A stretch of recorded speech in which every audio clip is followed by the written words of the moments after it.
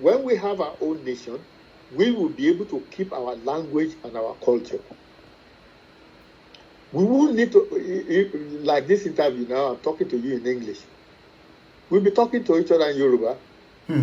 So what is the advantage of this particular language when we talk in the language that just like the German, the French, the Spanish, what is the benefit of this Yoruba language itself? Because actually it's we are able to communicate better.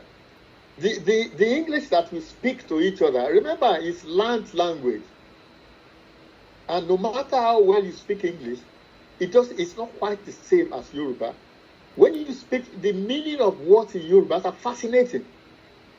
So when we remove English from Nigeria today, what will become of Nigeria? That's their problem. I couldn't care less about Nigeria. I'm only interested in Yoruba land. If they want to keep speaking English, let them get on with it.